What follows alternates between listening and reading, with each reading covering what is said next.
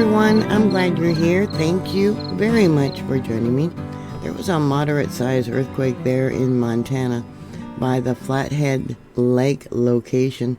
USGS said it was a 3.5, but it was actually probably a magnitude 3.8. This is a high seismic location. In fact, back in, let's see, what year was it? 2016, they did a scenario for a large earthquake, a magnitude 7.1. So they know that this location is capable of having very large earthquakes, and it's had lots of large earthquakes. I believe the largest was about 7,600 years ago. There was a magnitude 7.5. 1945, a 5.5. 2017, a magnitude 5.8. 1935, a 6.2, 1925, a 6.6. It is a fairly remote location, and some of the felt reports that were sent in here from Seeley Lake, intensity level 2, that was 38 kilometers, or 23 miles, probably southwest of this location. And then we got intensity level 3, one report from Condon, 51 kilometers, about 31 miles, I believe. Here's that earthquake as it came in at Maple Creek. Let me bring it down, and I come up with a magnitude 3.80. And there's been other earthquakes, but USGS, yeah, the pigs are flying, didn't report it.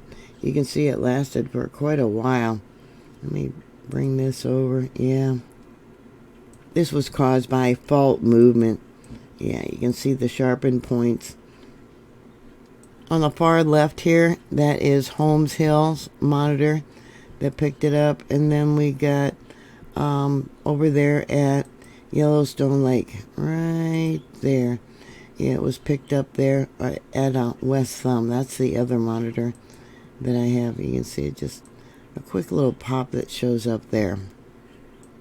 At 13:32 Universal Time, which I believe is at 7:32 a.m. local time, there was another small earthquake. This one is not being reported, but we got it on all three monitors, and I'll make this one bigger. It was a really deep earthquake, and it does show up on all three monitors. It's got a long P wave on it, and it comes in as a magnitude 2.82. I'll go back to the seismic signature. Yeah, it's got a long P wave on it. Look at that. Yeah, Torlinos. Yeah, there's the first wave of it. Yeah. There was another earthquake. Let's see, what time was that? And it shows up on all three monitors. 5:09 Universal Time, I believe. Being the weekend, they often don't report all these earthquakes. That would have been at 11:09 p.m. late last night. Looks like the best signature again is Maple Creek, and that comes in as a magnitude 2.56. Yeah, they're not reporting it. And then we got some short bursts here. Let me bring it up with the seismic signature. Have to make that bigger. Yeah, so we got some short bursts here. Slow moving tremors. Boom, boom, boom. Looks like what? 1, 2, 3, 4, possibly 5. I thought I'd take a quick look at the back basin there at Old Faithful. Yeah, a little bit of vibrating going on. Someone said they were just there maybe about a week ago and witnessed Old Faithful going off, and it was really dirty. You can see here we got, yeah, darkened steam there, and yeah, it doesn't look all that clean. And then here, I'm glad they got this, if I can move it over. Yeah, you can see the line of trees that have died from the roots up because of the gases that are actually coming up under the ground and killing off the trees. The Intermountain Seismic Belt stretching from Flathead Lake right up over here all the way to Yellowstone is the epicenter of Montana's earthquakes. Most of Montana's earthquakes are minor, but it is critical to be prepared, especially in this area of the Flathead Valley, or if you're in Yellowstone or visiting. You know, a lot of people think about different earthquake zones and they think about the little lines that are all drawn out. But this is actually the Mountain Seismic Belt is actually about 60 miles wide, and it's stretching from Flathead Lake all the way to the northwest to the Yellowstone Park region. Can you believe that? Let me bring this down. So this is the area there, and this is Yellowstone down over here. And that little yellow dot, maybe if I cleared some of this out. I hope I didn't mess it up too bad, clearing some of my notes out. Yeah, so you can see up over here. Let's bring this back out. Hope I didn't screw it up.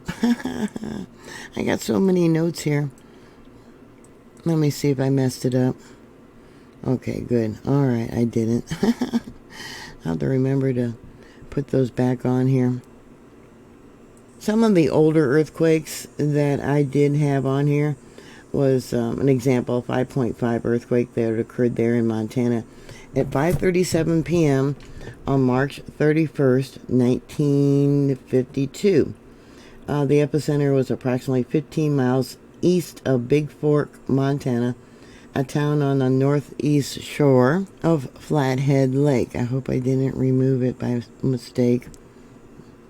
That 5.5 in 1952 reports from some individuals said that on the east shore of Flathead Lake, noted that pictures were swinging on the wall and wood in the houses creaked in Kalispell, Montana, approximately 23 miles northwest of Big Fork. It was reported that houses shook, kitchen doors rattled, and tables moved. No injuries were reported or significant damage. Then there was another earthquake, September 23rd, 1945. That was this one right here. Okay. It occurred near Lakeside, Montana, on the northwest side of Flathead Lake. The earthquake was reportedly felt in western Montana, northern Idaho, and eastern Washington. There were reports of dishes and windows rattling from Helena, Montana, to Walla Walla, Washington. In Kalispell, Montana, the shaking awakened most people. Many reported their houses were also creaking, and there was no significant reports of damage. Then in 1929, at 8 p.m., there was a magnitude 6.6, approximately 20 miles north of Manhattan, Montana. Now, where is that one? Somewhere down in here. This is all considered the Flat Lake region. Somewhere over in here. That earthquake was reportedly felt in cities of Deer Park, Logan, Trident, Toston, Missoula, Great Falls, and Anaconda. Dishes rattled and light fixtures swayed in some parts of Great Falls, Montana. There was rock slides and damage to the nearby Northern Pacific Railroad. Guess a lot of boulders had fallen upon the railroad. On June 27th, 1925, there was a magnitude 6.9. That earthquake occurred approximately somewhere around 6:21 p.m. Mountain Time. Newspapers reported publishing the following days indicated the greatest damage occurred in the village of Three Forks, Montana, Logan, and Manhattan, and at Deer Park, where large rocks had slid and blocked the Chicago, Milwaukee, and St. Paul Railroad at that time. The greatest damage caused by the earthquakes was shown to be school buildings in Manhattan, Logan, and Three Rivers, and a church at Three Forks, all of which were built by brick. The church was almost completely wrecked, and the schoolhouses were very seriously damaged. I did a report about earthquake standards for Schools. Yeah, is your school earthquake prepared? In the business section of Three Forks and Manhattan, most brick and stone buildings and cement block buildings were seriously damaged, but none were completely wrecked. Some bricks and cemented houses and virtually all frame buildings escaped serious injury, meaning, wooden buildings. Rather serious damage was done to the brick schoolhouses, or the schoolhouse in Willow Creek, Bozeman, Montana, Reddersburg, and White Sulphur Spring, also to the courthouse and the jail at White Sulphur Spring. Estimated value for that time, 1925 for the schools, and what else? The jail and the courthouse, I believe, was estimated to be about $62,000. Can you imagine what it would cost nowadays for that type of damage? Flathead County evidently is one of the fastest growing counties in that location. There are 3 incorporated cities.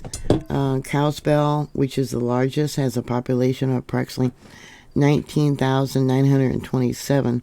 2 additional major cities would be Whitefish, with a population of 6,357, and Columbia Falls, with a population of 4,688. I think this is as of 2020. So that would explain why there wasn't very many earthquake reports, but it does cover a very large area, and like I said, they did have a scenario for a large earthquake, a magnitude 7.1, and this does extend all the way down to Yellowstone, the seismic belt, all the way down here. Yeah.